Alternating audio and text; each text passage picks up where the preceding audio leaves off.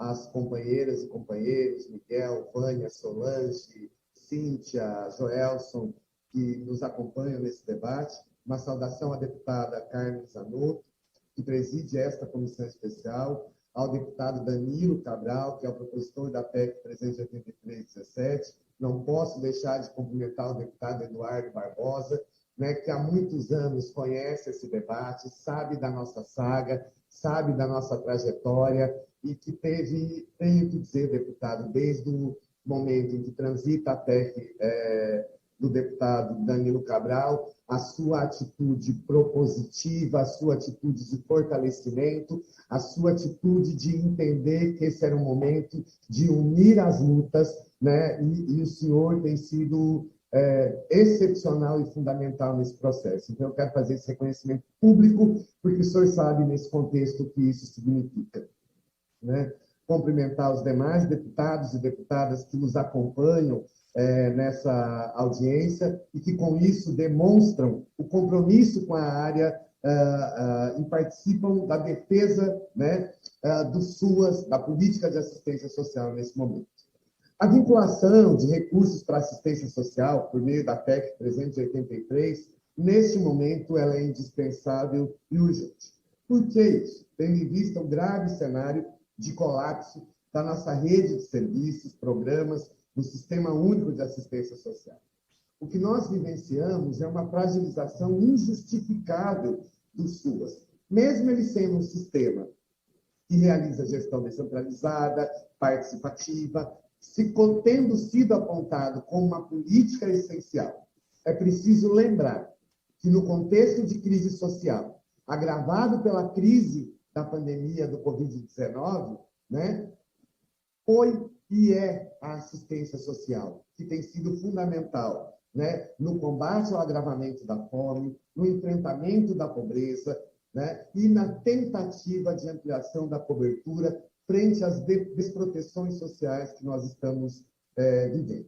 Nós sabemos, né, que, além dos recursos financeiros, nós precisamos das expansões, construir processos de expansão, né, de serviços e de programas. Mas também não é novidade que tanto o processo de cofinanciamento como a possibilidade de expansão estão congelados desde 2016. Quem sofre com esse congelamento de corresponsabilidade são os municípios, né? E, sobretudo, a população. Porque é aqui no município que nós fazemos as ofertas e as entregas do SUAS. É aqui que a população chega na porta das nossas unidades públicas e diz: eu preciso. É aqui que a gente faz o acolhimento e a gente começa a construir as possibilidades de respostas que, por meio desta política pública, associada a outras políticas públicas, nós podemos iniciar o processo de alteração de destinos. Né? Não tem nenhuma ilusão nesse processo, no que eu digo não, mas essa é a realidade. Nós construímos ali, nesses espaços, possibilidades que podem se tornar, podem se constituir, na medida que nós tenhamos condições de operar, de ofertar, em processos de alteração de destino dessas pessoas. Né? Por isso, a retomada do Pacto Federativo em torno da manutenção da política pública de assistência social, em torno da expansão dos serviços, é fundamental. Como bem disse a Cíntia, né, hoje nós vivemos uma realidade em que os municípios respondem por aproximadamente 90%, né, dos investimentos da política de assistência social. Isso é resultado da Emenda Constitucional 95, né, que inviabiliza a regularidade, a sustentabilidade dos recursos para as políticas sociais, congelando as chamadas despesas primárias do governo, com exceção às despesas financeiras para pagamento e execução da dívida, por 20 anos, limitando essas a fazer nesses processos de financiamento das políticas as correções da inflação. Isso contraria as responsabilidades do governo brasileiro, as definições da Constituição de 88 e os pactos internacionais, como, por exemplo, a erradicação do trabalho infantil. Nós estamos aí há quase 2 anos sem a oferta de indução e de ações políticas para a erradicação do trabalho infantil. Como a gente sabe, a gente construiu uma nova lógica de gestão orçamentária e financeira do SUS, justamente para que fosse garantido o repasse regular e automático, fundo a fundo, né? Exigindo né, o funcionamento regular dos fundos municipais, dos fundos estaduais, né, como forma para que a gente construísse e afirmasse a assistência social como uma política de Estado. Os municípios foram mobilizados para construir a implantação do SUAS, né, nesse processo, nesse sentido.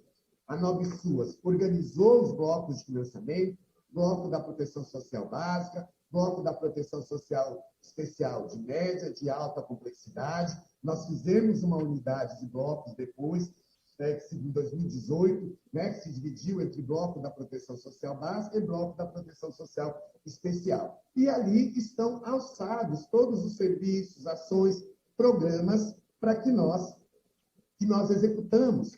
Pactuamos na esfera estadual, na esfera federal e executamos. Pactuamos metas para execução.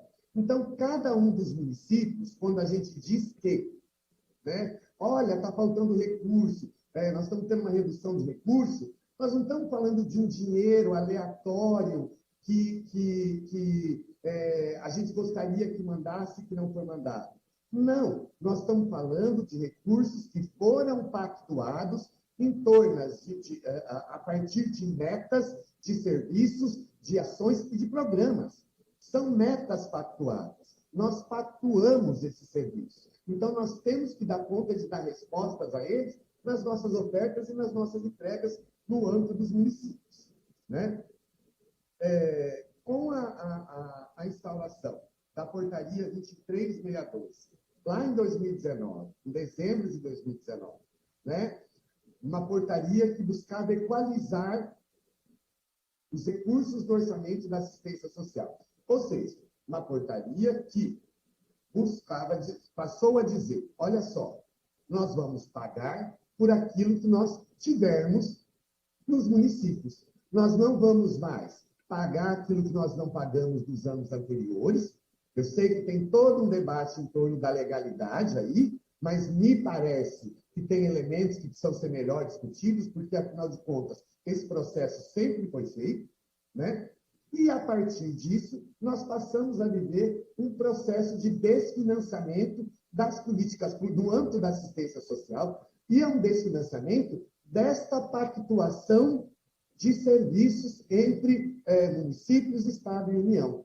Vejam, nós não estamos falando cortar o recurso. Não, nós tínhamos pactuado, eu tenho que cumprir tantas metas do acolhimento institucional de crianças e adolescentes do meu município. Para isso, eu pactuei com a União tanto, pactuei um cofinanciamento, né? Um cofinanciamento da União, e aí a União, não, olha, sem mexer, sem discutir, sem dialogar, né? Sem passar pelas instâncias decisórias, porque as outras medidas que nós tínhamos, de regulação dos fundos, né? A portaria 36, a portaria 88, que regulavam os saldos dos fundos dos municípios, ela foi discutida na CIT, elas foram pactuadas no Conselho Nacional de Assistência Social, diferente do que aconteceu com a portaria 2362. Né? Elas tiveram um processo de discussão. A portaria 2362 não teve. E, a partir daí, nós acumulamos.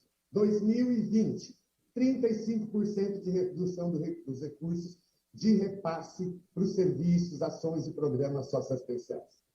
Recebemos, em 2020, os créditos extraordinários para atender às demandas extraordinárias em função da pandemia. E assim o fizemos.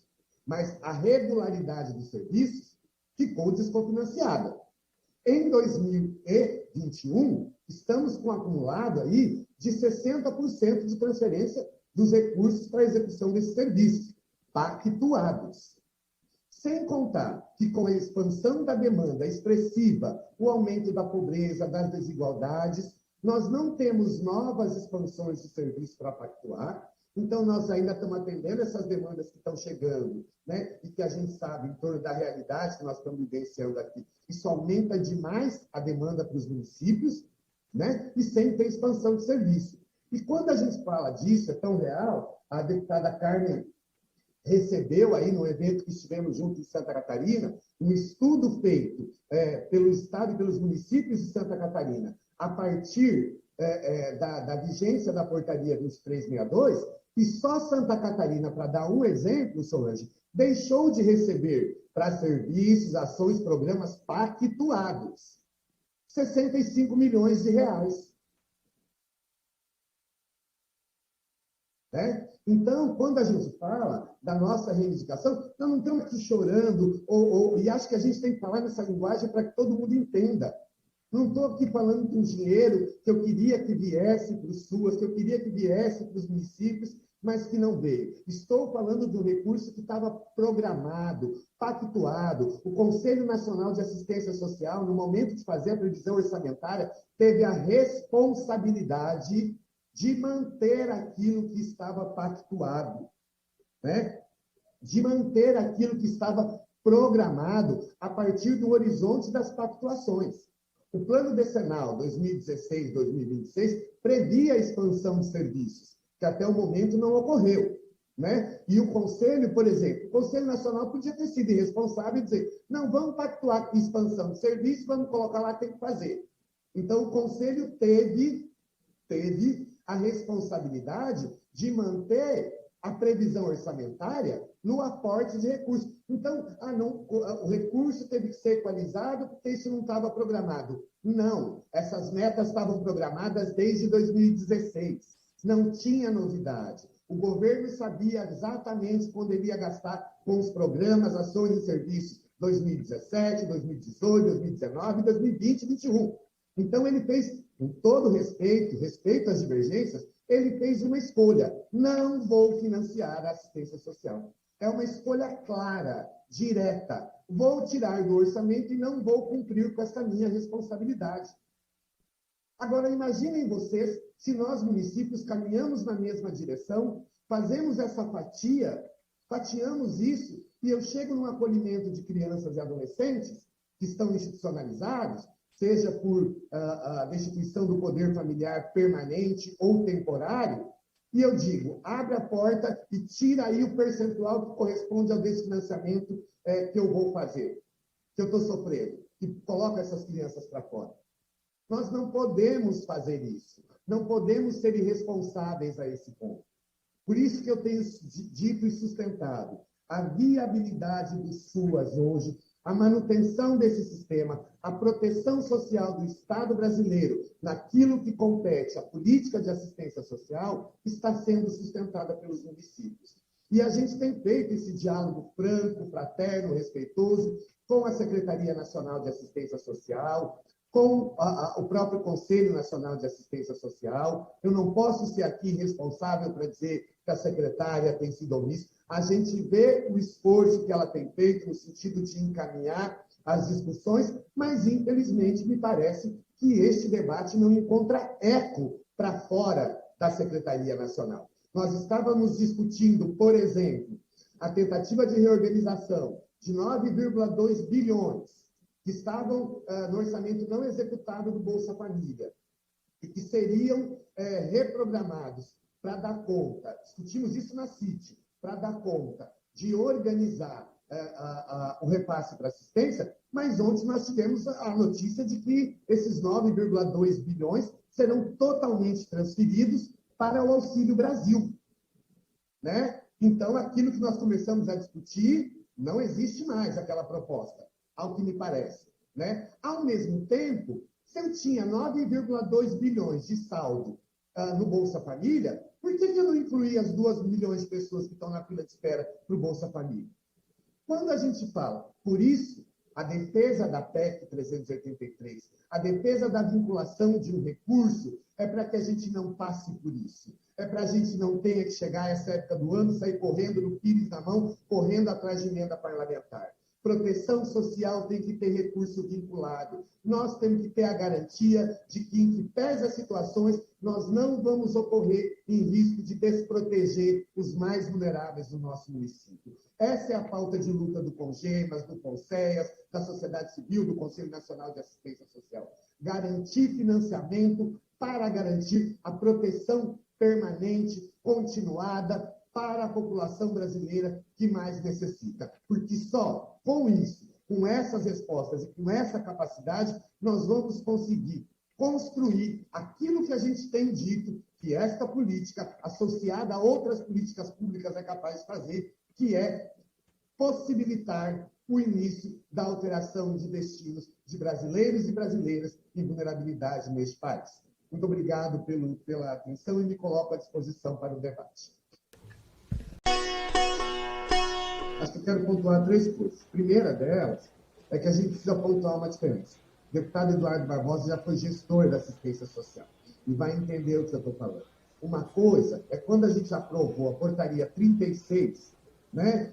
Ainda que ela é uma decisão de gestor, faz toda a diferença a gente sentar e fazer o percurso democrático do debate para fazer a promulgação de uma portaria dessa natureza. E faz diferença eu acordar no outro dia com uma portaria que eu olho. Então, aí, respeitadas as devidas proporções, há uma diferença abismal entre uma regulação e outra. A outra questão é que o deputado Eduardo Barbosa tem toda a razão no sentido de apontar essa necessidade de posicionamento.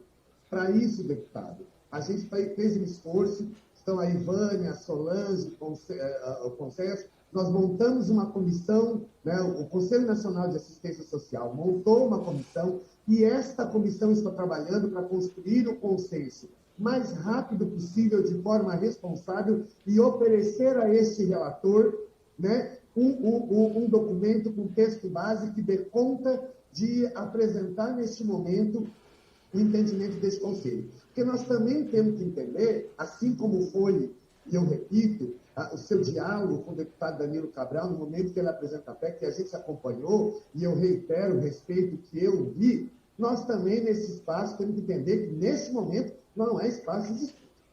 Ou nós construímos um consenso por dentro do CNAS, essa instância democrática representativa com as áreas, e oferecemos a esta proposta de emenda parlamentar, nesse momento, a esta PEC, oferecemos a esta PEC uma redação coesa, construída de forma dialogada, respeitosa, pactuada entre os entes, ou nós não avançamos. Nós temos que ter essa responsabilidade e acho que já começamos a fazer isso, né, Vânia e Solange? Por dentro da comissão, então essa cobrança é justa e aí nós vamos o mais rápido possível responder por parte deste documento, por parte desta comissão CNAS, a essas indagações do deputado Eduardo Barbosa. Esta comissão esta audiência não é para tratar do auxílio emergencial, nós sabemos disso.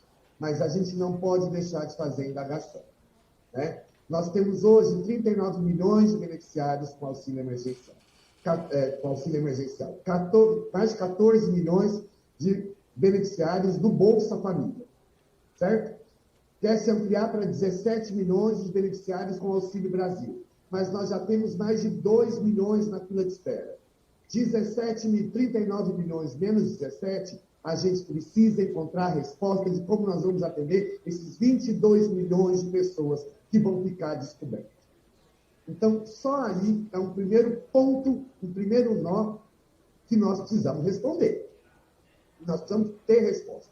Então, acho que esse debate do Auxílio Brasil parte desse ponto de vista e do que ele significa. Agora, o que eu posso garantir a vocês, né, no diálogo com os estados, municípios, trabalhadores, usuários, é que estas pessoas já estão chegando nas nossas unidades públicas, demandando os nossos serviços, precisando que a assistência social esteja firme, pujante, né, consolidada e reafirmando a sua perspectiva no campo dos direitos de cidadania para poder ofertar proteção a essa população.